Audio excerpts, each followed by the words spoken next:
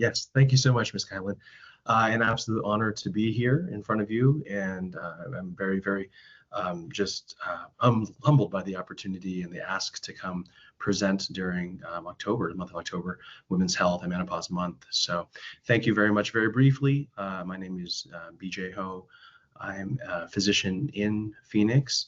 I have been in Phoenix almost completely raised since I was 10, and was able to attend undergrad and medical school and then residency all here in town, which is just fantastic. And during that time frame, met my wife, started a family, and started practicing medicine. Started in the southwest part of town, out near where the 10 and the 101 meet, south of the stadium and into the corners, reaching out to, of course, Phoenix, Litchfield, Goodyear, all those spots. And so I was there for about 14 and a half years. And currently I practice now in the northwestern part of town. I was doing full-time obstetrics and gynecology, and now my practice is steered more towards gynecology and gynecologic surgery, hormone health, and longevity.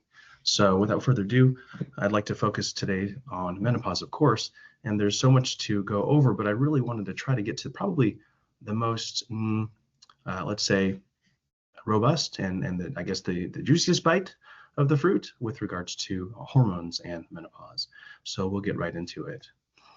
Disclosures: I am owner and operator for the practice that my wife and I have, Happy on Wellness and Longevity. We have 2 locations, and we'll touch on that in Glendale and Surprise in the future here. I am a national faculty member for Evexius Health Solutions, so I do train and help teach people regionally and nationally.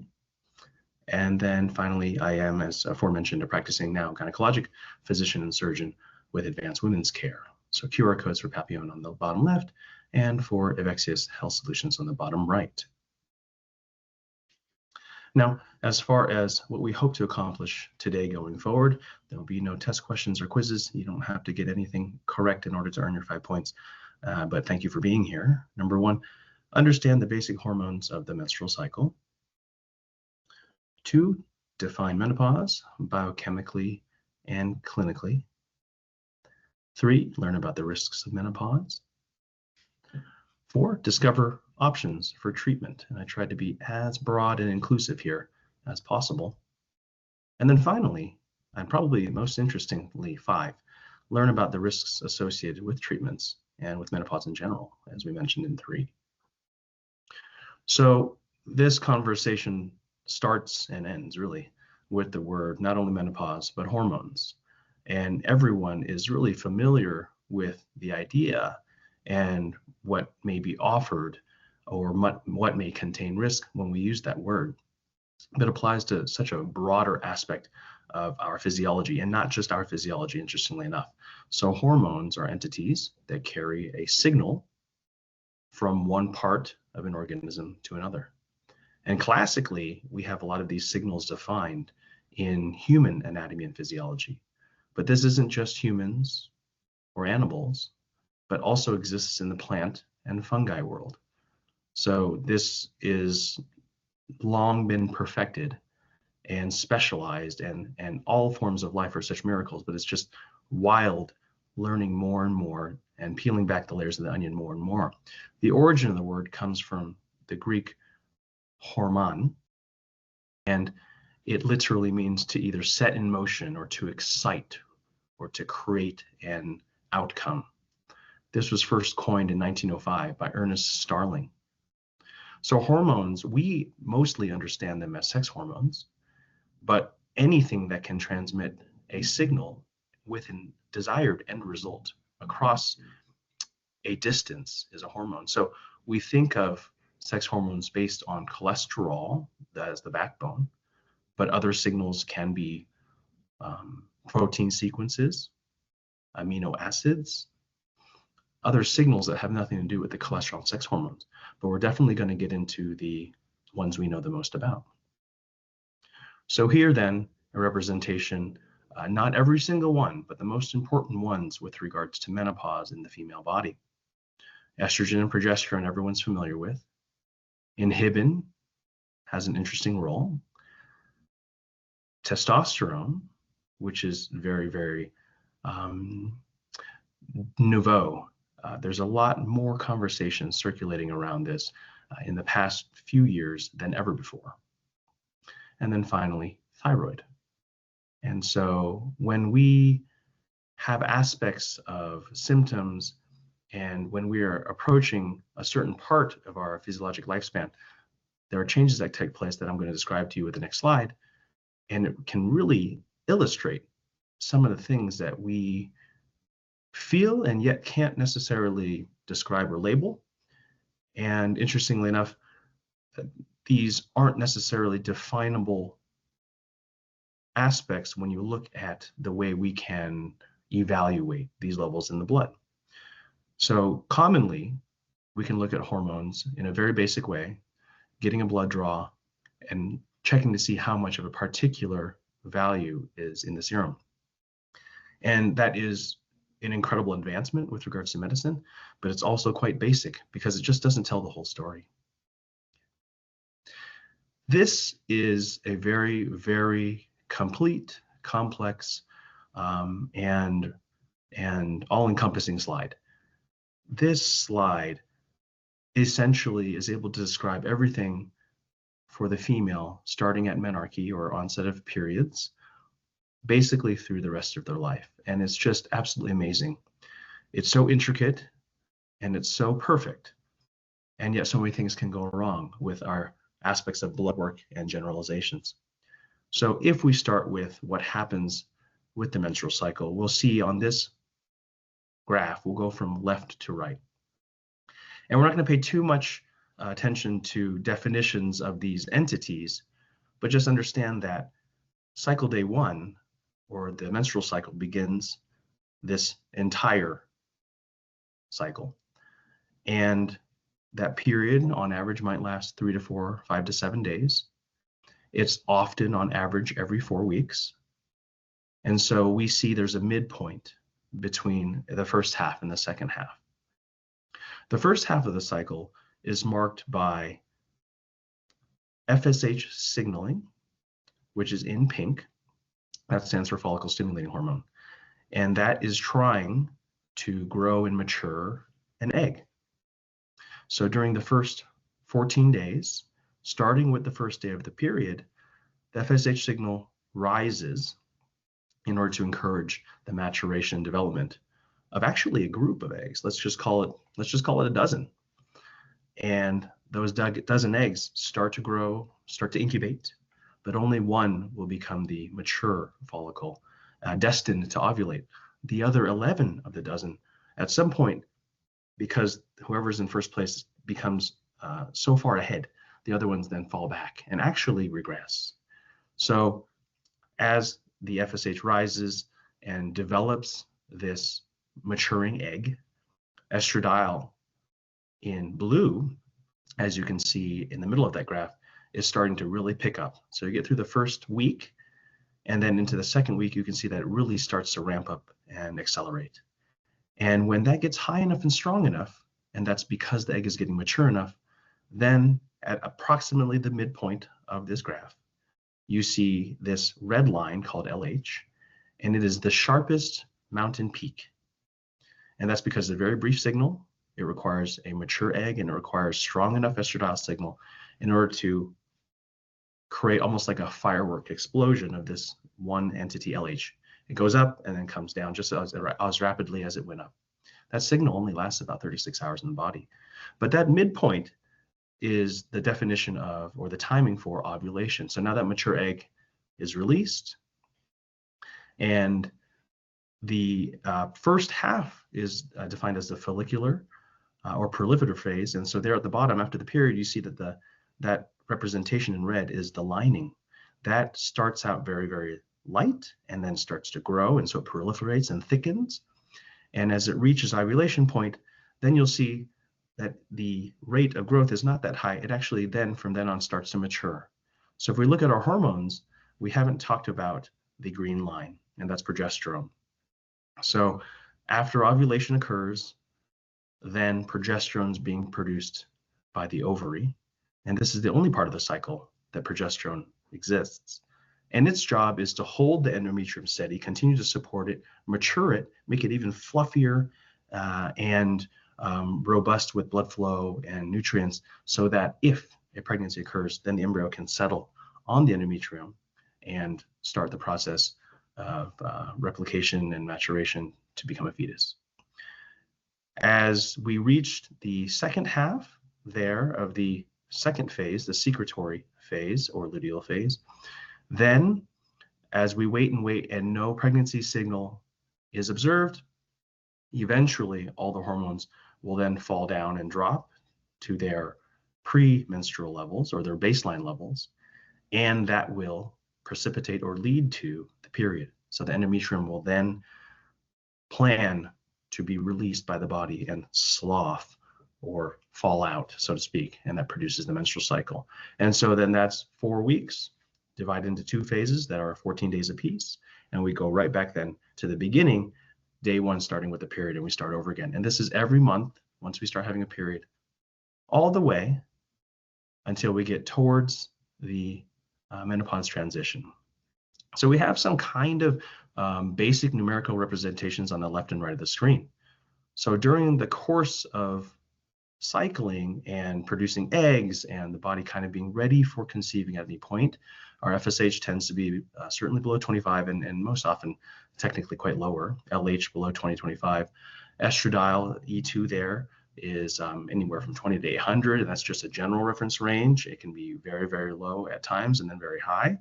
And then P4 stands for progesterone, and it can be very low in the first half of that cycle, the proliferase, near 0, and it's only present in the luteal phase or the secretory phase. Anywhere between 5 and 25 can be diagnostic of ovulation. Okay.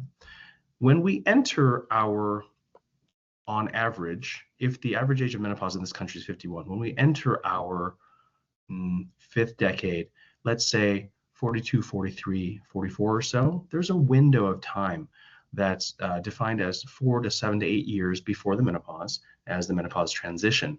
And this is where patients can continue to completely have normal cycles and continue to menstruate, but they start having interesting symptoms. So I mentioned in the previous slide, one other interesting hormone that's not mentioned on here. We talked about estradiol, we talked about progesterone, but inhibin. The name tells what it does. Inhibin inhibits. That's the very first hormone to demonstrate any change in a female. And it can be as early as, let's say, maybe mid to late 30s, then early 40s, because everyone's different. A premature menopause is actually before 40, like the actual menopause event occurring before 40. So some of those people might have had their transition starting in their early 30s, perhaps. But inhibin, if it stops inhibiting, what is it inhibiting? Swings in FSH and estradiol. So if FSH signal can be much louder, and if it's trying to create more and more and stronger eggs and dominant follicle, and more estradiol is being produced without, again, a controlling mechanism with inhibin, then we can kind of start to really swing wildly and quite higher and maybe even drop low. And that magnitude of change is very significant. And that helps to then begin to describe the process in which we can feel these symptoms of menopause approaching, even though we're years away. So we'll finish quickly with our postmenopausal values on the right, and reliably an FSH less than 50, LH greater than, FSH greater than 50, excuse me, that's a typo, LH greater than 20-25, estradiol dipping low, and progesterone being absent. So the actual definition of menopause, we've talked about how we arrived at this point, but there's one singular point, and we cannot do anything to predict when. There's no lab test to do so, where a patient will eventually stop having a period, and that will persist and persist and persist for a full year. A secondary inclusion in the diagnosis, which you don't necessarily have to have. There's a lucky less than 5% that cruise through menopause, not noticing a thing. Their periods just go away. The classic vasomotor symptoms refer to specifically hot flashes, night sweats, and it does usually then impact sleep. So these types of issues. Your FSH at a minimum is going to be greater than 25. Your estradiol at a minimum is going to be less than 50. The numbers I gave in the previous one are more definitive, but here we have a cessation or permanent pause in the ovulatory and the hormonal function of the female reproductive organs. So that whole aspect comes to a predestined stop. And that is accelerated in a patient, for example, who's had surgery and removal of the ovaries. When we talk about menopause, Many of us right this moment can probably identify with, menopause or not, we can identify with one or two of these things. Like maybe I was up late last night and I couldn't get to sleep. That was me last night. So there's the 2:30 a.m. And therefore, just to write that, I'm kind of like a little slower, a little bit needing a recharge. Maybe perhaps, we notice that as we are entering a menopause transition, we can have a little bit more fluctuation in how we feel with our mood. Maybe we have aspects of shorter fuse or greater amounts of anger. When we take the whole aspect and the whole experience of menopause, it can include all of these things and more, from dryness to difficulty with sleep, then going from left to right. Yes, anger, short fuse, palpitations, fatigue all the time, sadness and depressed mood, hot flashes and sweating, and then a need for medications for achiness and sore joints and pains. A more complete list here for menopause: hot flashes, night sweats, insomnia, body aches, vaginal dryness are some of your more classic and more well-known symptoms, but sadness, depression, anxiety accompanies a fair amount of patients. Low absent libido, virtually unrecognized as far as, or addressed really. Mood swings for sure. Body aches and joint pains, almost ignored. And oftentimes we have to think about, oh my gosh, do we have to look at aspects of either arthritis or inflammatory autoimmune diseases? Palpitations we mentioned before, and it's really interesting how pervasive that can be, leading us to see the cardiologist when thankfully everything is fine. Profound fatigue. This is, aside from maybe the hot flashes and sleep, I think probably the most common complaint. Brain fog, memory changes, and we assume that these things are not only gradual and eventual, but a part of what we need to go through normally. And it's true, it is natural, and the reasons behind it are multiple, but we can do more than just identify and talk about it. Vaginal dryness, and then a greater propensity for UTIs. That is completely, absolutely unchallenged and true. And unfortunately, UTIs after menopause are more dangerous because they have greater opportunity to become more widespread, and sepsis and urosepsis can then follow. So we have all of those unpleasant symptoms, and I'm so sorry to say it because that's a terrible thing to have to harp on. But how about risks associated with menopause? Menopause is a completely natural event. We all must enter it. We all must go through it. As I said before, 95+% of us feel symptoms, and there's a lucky few that don't have any symptoms. But it's going to be true that after menopause, everybody has an increase in risk. And these health risks are wide. So cardiovascular, heart, brain, blood circulation in those vital areas, cognition and memory, musculoskeletal complaints, and not just achiness, but how about certainly bone strength, and how about muscle strength? Those things are very important. Metabolic, our metabolic set point changes with menopause, unfortunately. Same with the immune system. We suffer with regards to our immune system's ability to maintain a level of protection, and we become more and more susceptible to things. Gut, interestingly enough, gut is probably the last frontier. Gut and immune system are intertwined. Between gut and immune and kind of the brain and neurologic axis, those are probably the two last frontiers of medicine as far as how complex they are. And it is so interesting how far we've come in the past 5 to 10 years, just realizing things about the gut and simple things we can do to help, and the simple things we can do to remove inflammatory agents. But they've even described that the gut flora changes acutely in the absence of estrogen, so far that they've been able to then give it the identifier or the character name of the estrobolome, and that refers to estrogen and the microbiome, so estrobolome. And that's a completely different thing pre and postmenopausal, and it's so interesting.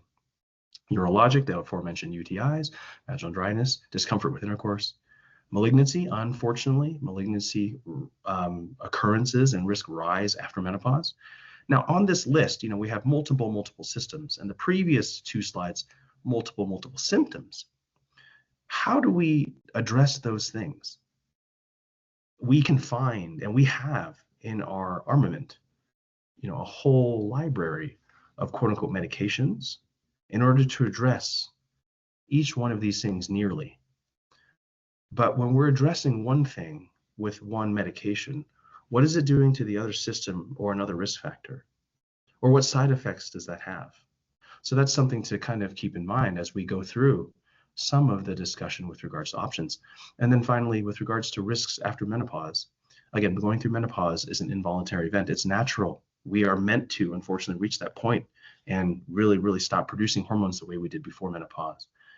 But unfortunately, after menopause, women approach the age-related risks of their male counterparts.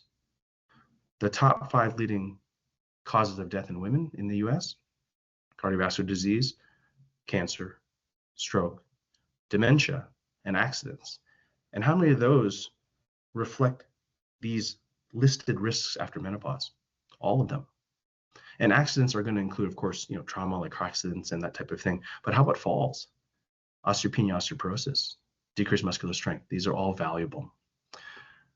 So let's start a little bit with regards to a discussion about what can we do for menopause. And this is a very kind of like basic and simplistic slide. It's not meant to be anything probably more than anyone really knows. These are things I might normally talk about with my patients at their checkups. And so, in the menopause age group, of course, we do want to consider regular checkups. There is differences in screening nowadays than before. So for example, pap smears are not done every year anymore on a regular basis for low risk individuals. Mammograms are recommended annually.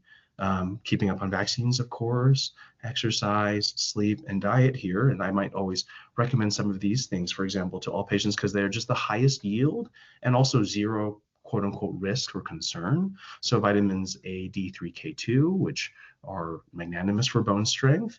You do need a signal of stress for the bones, and that's exercise or weightlifting or something to put a stress and stretch on the muscle to create tension and therefore create a signal to the bone that it needs to keep up and remodel. Bone is not a stagnant entity. It's an actual living organ, and it changes and remodels all the time. Magnesium bisglycinate. Magnesium is very valuable for women, and a lot of women have relief of symptoms, of several symptoms, cramping, fatigue, constipation, anxiety with magnesium. Omega fatty acids for cholesterol and brain health at the least. A methylated B complex, especially folate and B12, vital for example, DNA synthesis and health of cells, neurologic health. Creatine, it's become part of the conversation. More and more research is showing how valuable it is to the whole population, not just athletes. Fiber, natural fiber, best found in plant products. So certainly your berries and high fiber fruits, your vegetables across the board. Probiotics found mostly in fresh plant products, fermented foods. Protein in all its forms, trying to stay away as much saturated fat as we can. Beans, legumes are great options. Soy. Healthy fats, we want fat. Fat is valuable. We need fat, but we want to stay away from the most unhealthy forms, the saturated forms. Okay. With regards to menopause and all those symptoms, what are some of the lifestyle treatment options that we can consider? Diet, exercise, sleep. We already mentioned the dietary aspect, and I touched on a little bit of exercise. Sleep is valuable. However, in menopause, sleep is a commodity. Most people, not all, but most people have a harder and harder time sleeping with menopause, and we can use some natural things to try to help. But we really want to help preserve cognitive function and repair by getting not only adequate sleep, but deep enough sleep. Meditation, yoga, Tai Chi, these are all forms of exercise. Some of them more physical than others. Meditation, there's nothing necessarily physical on the musculoskeletal system. It is great for brain health. Yoga and Tai Chi are a combination of those things. And then here we have, again, the mentioned omega fatty acids, soy-based products like over-the-counter, evening primrose oil, black cohosh. Those are then more natural or botanical sourced entities. Acupuncture. I will have a little asterisk at the very beginning and at the bottom here. These help people. There are people that swear by them, and these are low, no cost. and no harm. But the bulk of the evidence demonstrates that these are not more effective than placebo, and placebo is just as strong as up to 10 to 40%. So if you just took a sugar pill, you could see the similar distribution of efficacy. How about other lifestyle treatment options? So cognitive behavioral therapy through a certified therapist, hypnosis, mind-body-based therapies, and then stellate ganglion block. The stellate ganglion is a collection of shared nerves or nerve bundles kind of at the base of the neck, and it's part of the adrenergic or sympathetic response, and it can be used to help control aspects of higher tone, palpitations, and other symptoms. And so by doing that, you might be able to influence the sympathetic versus vagal nerve inputs and balance them a little bit better. Now, these are suggestive, possibly effective, needing more studies to validate. So small numbers and some efficacy demonstrated. Let's get into the next topic here, non-hormonal options. Okay, now we're getting into the pharmacy. And so these classes of medications, with the exception of the top and the bottom, are not FDA approved. They're off-label, meaning we've either somehow found some benefit in patients and kind of explored it and decided, well, let's try it and see if it helps. Okay, that's what off-label means. The FDA requires studies demonstrating efficacy and safety with regards to prescribed medications that come to the market, and they have to meet a certain threshold and criteria, but they're usually allowed to be approved for one thing at a time. So let's start with the first class here, the antidepressants, SSRIs and SNRIs, so serotonin and norepi reuptake inhibitors, and these are, of course, FDA approved and classically used for depression. There is one, and it's one of the first generation, the original 2 or 3 SSRIs that ever came out. That one is actually approved for the use in menopausal vasomotor symptoms, or hot flashes, essentially. And so it was found to be statistically significant. And what they did is they took their original compound, had heard that it was, doing a service to some patients with their symptoms, and put forth the investment in time and resources to demonstrate that it was better than placebo. They took that decades-old medication and created a new dose for it, so that it could be then directed directly at that target. So that's the only in approximately a dozen or so in the whole class that's FDA approved, and it is the one most used in the probably top 6 of that class that are used effectively for vasomotor symptoms. Gabapentin is an antileptic drug or anti-seizure drug. It is used for pain as well, and here we have an off-label indication that it does help with hot flashes and maybe perhaps sleep, because there can be a drowsiness effect. Clonidine is an alpha-2 adrenergic agonist, and it's used for blood pressure primarily, but it can help with symptoms. Oxybutynin is an anticholinergic agent, and it's used for bladder spasms, so trying to quiet down bladder frequency and urgency. And then finally, this is a brand new type of medication, neurokinin 3 receptor antagonist.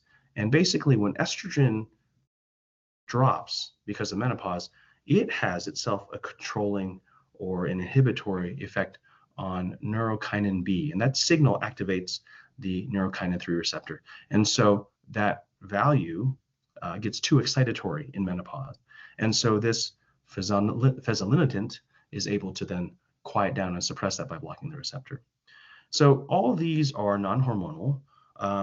They don't actually act anywhere on the hormones or hormone receptors themselves, and they're synthetic. They also then therefore contain side effects, because if we're going to block something or create or use something that's meant for something else, you're going to likely have side effects. So the antidepressants classically, unfortunately, blunted affect, weight gain, decreased libido, and those aren't things necessarily that we want if we already have them, with menopause. That's that. So you're treating one thing and causing 2 other things, perhaps. Gabapentin is off-label, like I mentioned. There is abuse potential, and it can cause headaches, dizziness, disorientation. Quantity and dry mouth is the biggest complaint. Dizziness, constipation, and sedation. Oxybutynin, dry mouth. Possible increased dementia risk. We don't necessarily want to have any more increased risk for dementia. And the fezolinetant, it has a concern for hepatic toxicity and or injury, and so you require monitoring of liver function tests while you use it for the first year. Okay. So what alternatives do we have then? Common hormonal options here are listed. And it's great because out of all of this talk and out of all of these options, and especially the symptoms that we have, hormones are seen to be, of course, the most effective therapy by many. Even the North American Menopause Society recognizes that hormones are the most effective form of therapy for vasomotor symptoms, so hot flashes and sweats. Okay. Synthetic hormones represent the bulk of the prescriptions and the exposures and the studies. So the difference between synthetic and the alternate is that synthetic hormones, if you have a key and you try to place it into a lock, that's what hormones are. They fit into a receptor perfectly. And if there's a perturbation to that structure, then it won't fit into that receptor. So synthetic hormones are like a a key that's meant to just block the lock, a key that won't turn it. So you can't open it and you can't create the downstream signal. You can't set something in motion. You're just blocking to some degree. And the synthetics then can mimic the key, but there can be side effects and concerns. And so we do know these exist, and we'll get into some of those in just a moment. But synthetic estrogens include ethinyl estradiol, which is the most common estrogen in the birth control pill, and or conjugated equine estrogen, also called Premarin.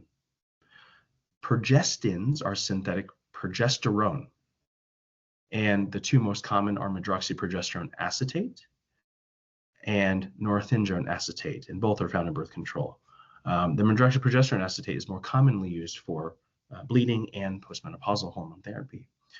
And the classic combination of conjugated equine estrogen, Premarin, and medroxyprogesterone acetate is the PremPro. And this is how hormone therapy was performed for at least a few decades. If we want to go back to the origins of hormone therapy, it actually started with just estrogen. And it was such a great relief to the patients. However, what it didn't take into account is that there needs to be a balance between, and in human nature, there's a balance between estrogen and progesterone. And so unfortunately, a lot of women were introduced to estrogen. They felt great, did great, down the line developed bleeding, down the line several years to a decade, they developed endometrial cancer. And so if you give a patient with an intact womb, estrogen only without a counterbalance of progesterone, you will cause that issue. And they found this out, years later.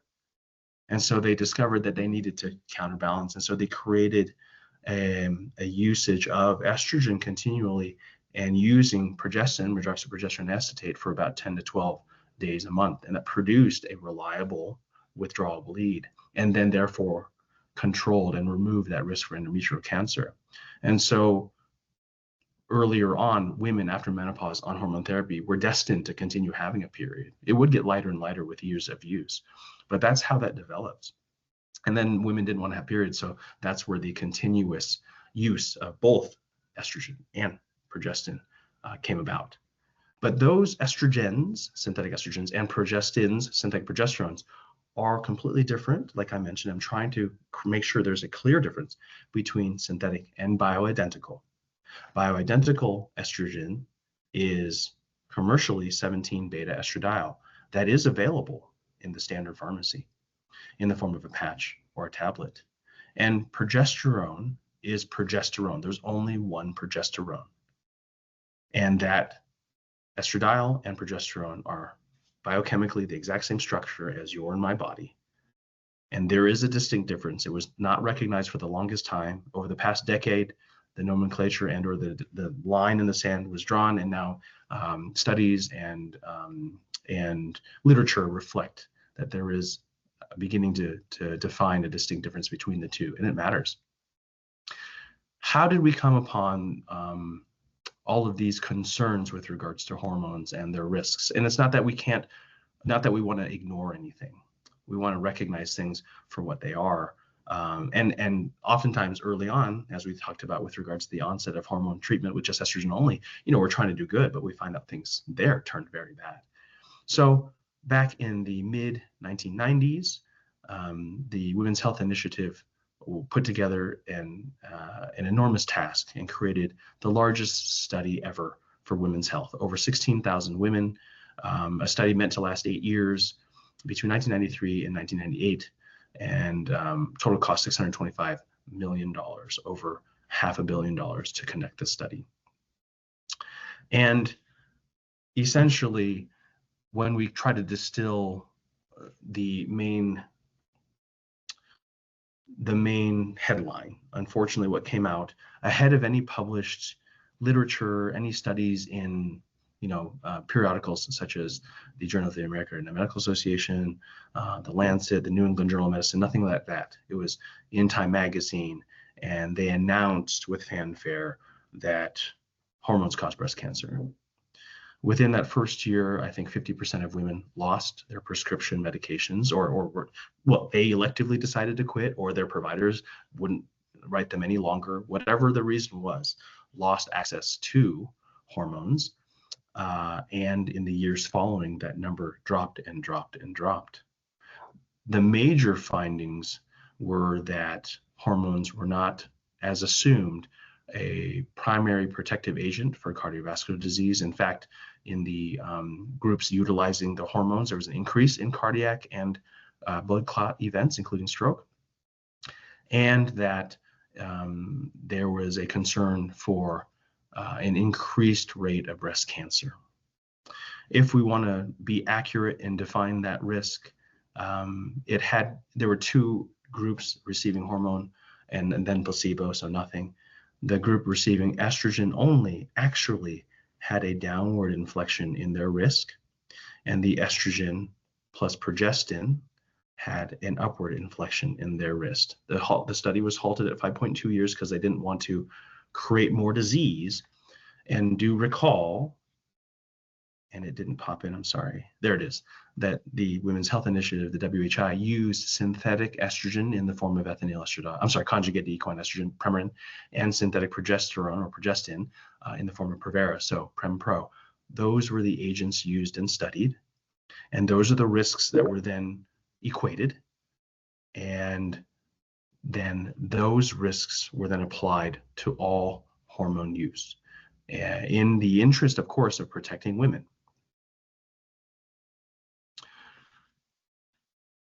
After the decline in access to hormones, it took over a decade to start really trying to unravel the effects. And so these are, 3 or 4 pieces of information. I actually included the periodicals down at the bottom because I find them so interesting and valuable if you ever needed to look at a reference or just wanted to read more. We mentioned the decline in hormone replacement therapy by 50% in the first year following that study that was released in Time magazine, June of 2003.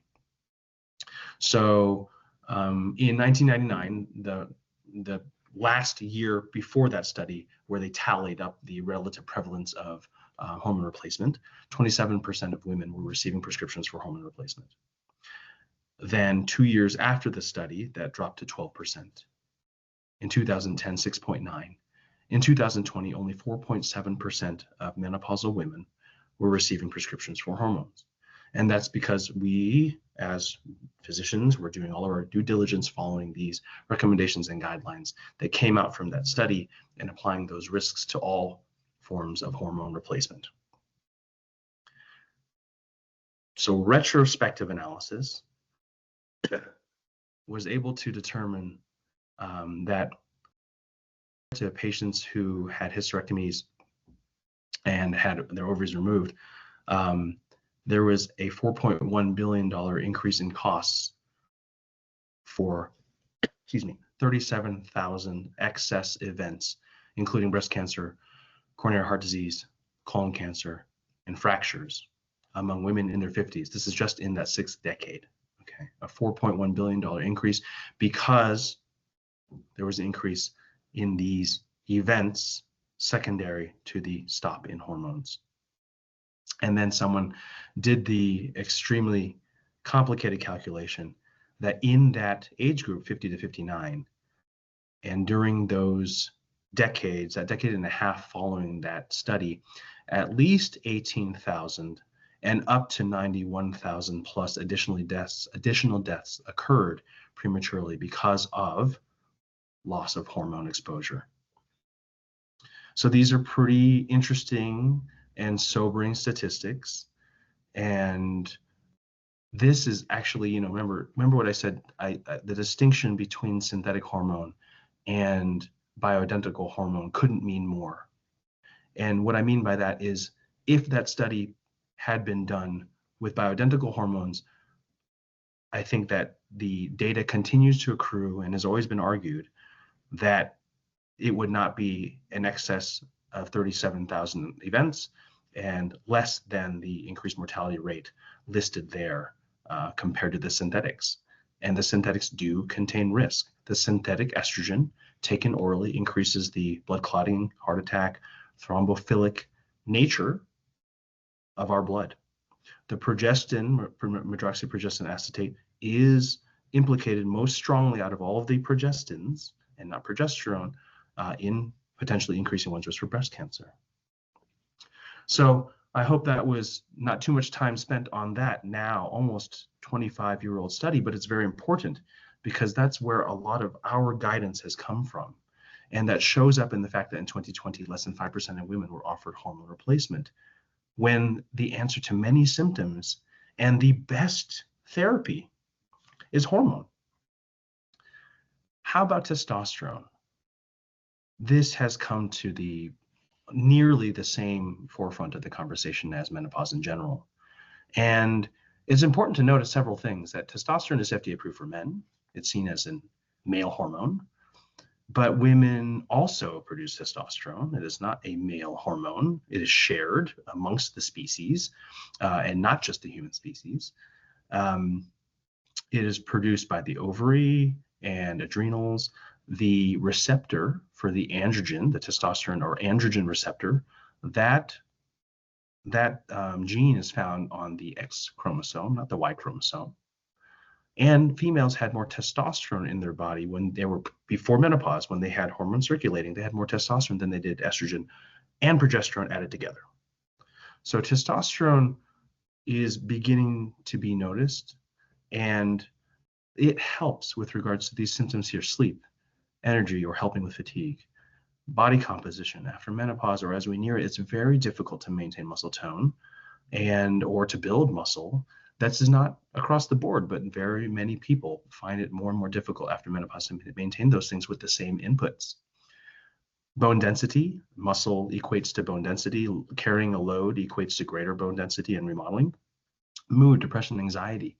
There are receptors for hormones everywhere in the body, and testosterone is no exception. And we're even talking about in the brain. So estrogen, progesterone, testosterone, they do have effect at the brain. If the receptors are there, nature put it there and meant for that signal to be transduced. Libido, again, I mentioned before, almost in passing, that libido is an under-recognized and not addressed issue. So it's concerning that we have other, maybe one or two products that are marketed for assistance with libido, but nothing can come close in my clinical experience with testosterone, and that can make a huge difference. And that's not something easily talked about or brought up. Hot flashes, night sweats. There are patients that can take testosterone only in certain situations, and they will have improvement in their what seem to be estrogen-related symptoms or menopause-related symptoms, including the strongest one, the vasomotor symptoms themselves, body aches, joint pains. And then here we have the last line. Before we had the discovery and revolution for breast cancer in the form of radiation and chemotherapy, testosterone was used to treat breast cancer. It absolutely was. There are many heroes in medicine, and I don't pretend to know a lot about everybody, but one of our heroes in this space is there, Dr. Rebecca Glazer. She's a breast cancer oncology surgeon, so she deals for frontline with helping patients with breast cancer. And encourage you, if you're interested in the topic, I'm not going to try to represent all of her data right here, right now, but you can look her up, you can look at her website, and you can see how much time and effort this individual has put into bringing testosterone to the forefront of the conversation for women's health, not only from a safety perspective, how she uses it with regards to breast cancer as an adjuvant therapy or even primary therapy, but just the safety of testosterone, and that levels aren't easily represented by blood work, and that levels reflected in blood work, if they run outside of reference range, aren't necessarily in any way suggestive of any danger or risk. And so this is very valuable information to take upon yourself to look at. So after we've learned all that, I hope we've been able to cover the topic of menopause, what we can think about with regards to walking down the pathway with regards to navigating it and treating it. I think it's important with regards to the information. How can you learn more for yourself, but also approach the topic with your doctor or provider?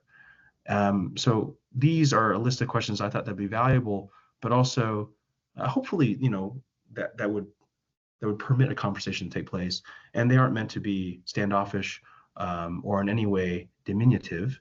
But I think, someone receiving questions like this, I would think would be able to answer them to their best ability. And if there's a recognition, there's many things that I know nothing about or know very little of that I'm happy and I want other people to help me with. So, for example, I'm a candidate for hormone therapy. For me, everyone's a candidate for hormone therapy. Anyone who's suffering has symptoms should consider that. We already know that it's the most effective way to treat vasomotor symptoms. What are the different options you are comfortable with considering for me? And this can vary, of course, widely. And so I don't want you to expect, and I don't expect everyone across the board that you'll ever meet is comfortable with the idea of utilizing hormones. And in fact, for the longest time, we were told use the lowest amount for the shortest amount of time, and really definitely consider using a non-hormonal option. So this is how we've been taught for the past 2+ decades. And so the majority of us are very uncomfortable, as shown by that less than 5% utilization of hormone therapy in postmenopausal women in 2020. If I never received hormone replacement treatment, and I now have symptoms that are becoming stronger, and it's been a while since menopause, would you consider putting me on hormones? That's definitely a nuanced conversation. That WHI study and its permutations showed one set of risk factors, but that doesn't necessarily apply to everybody. And that's an individualized choice as well. We know that synthetic hormones carry more risk than bioidentical hormones. And I would argue that bioidentical hormones have neutral risk. I'm not the only one. I also know, and you have learned, that going into menopause, a natural event, has its own risks.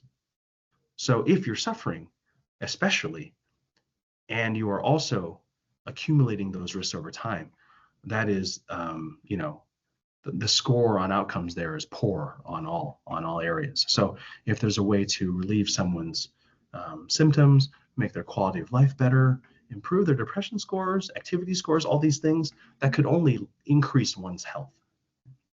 If I stopped using hormone replacement at some point, and again, eventually or immediately, I had return of symptoms, would you consider putting me back on hormones?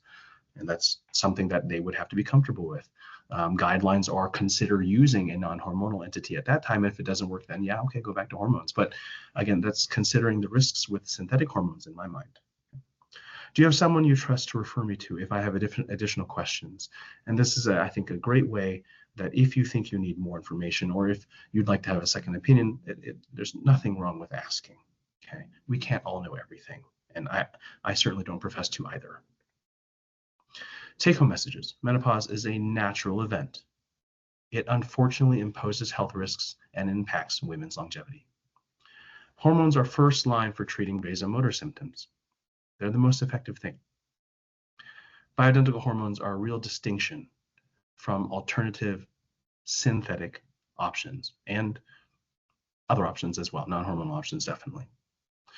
Bioidentical hormones do not cause breast cancer. There is no definitive link. We are all concerned about breast cancer. It is very common. 1 in 8 women will have it in their lifetime. But there's never been anything to definitively show that estrogen causes breast cancer, or progesterone for that matter. And in fact, the largest study, the most expensive study to date, showed that estrogen was slightly protective. Bioidentical hormones are the safest and most natural option, period. Further reading, I encourage you to consider looking at some of these things for your own education. Dr. Avram Blooming, he's an oncologist who treated his wife with breast cancer. And the book is fascinating. And obviously the end result is that there shouldn't be any fear in using estrogen in women for hormone therapy. The JAMA Volume 1, Number 3 in 2015 was a follow-up of the WHI study in 2003. And very basically, this is the data and study that showed that there was a slight protective trend for the estrogen-only arm in breast cancer in that study. And finally, in Systemic Review 2016, this is then looking at progesterone compared to progestins, and you can see why the discussion is there are certain synthetic progestins that harbor much more risk, and that progesterone is seen to be much lower risk if there is any at all. This is my practice, my wife and I. We have 2 locations in Surprise and Glendale, a QR code there to the main website, and our phone number, I'm sorry, it's hard to see at the bottom, but that's there. I teach and train for Vexius Health Solutions, the premier national bioidentical hormone replacement training program, and we specialize in the Avexapel method. We didn't go into versions of hormones, but there are many different kinds. And so Vexius, to learn more on the left, that's a QR code, and a certification for those trained providers for patients looking for pellets. This is what we recommend, and look for that seal. And finally, I do provide gynecology and gynecologic surgery options and assistance in women's health. I am one of many people that serve women in the Valley with advanced women's care. They have multiple office locations around the Valley, and we accept insurance, of course. So with that being said, I hope that was educational and helpful. I hope you learned something today. And I learned plenty along the way in preparing this for you. So if there are any questions, I'm going to ask Ms. Kylan to read them out to me, because I don't have that screen up on mine right at the moment. Sure. Yeah. Thank you, Dr. Ho. That's really great information. And I wish we had more time to discuss everything, because there are a lot of questions. And I know we just have about 5 minutes left. So I'll just start going through the questions. And I know we have to conclude at 1 o'clock. But the first question is there a danger being on progesterone? Let me go ahead and try to, let's see if I can find it.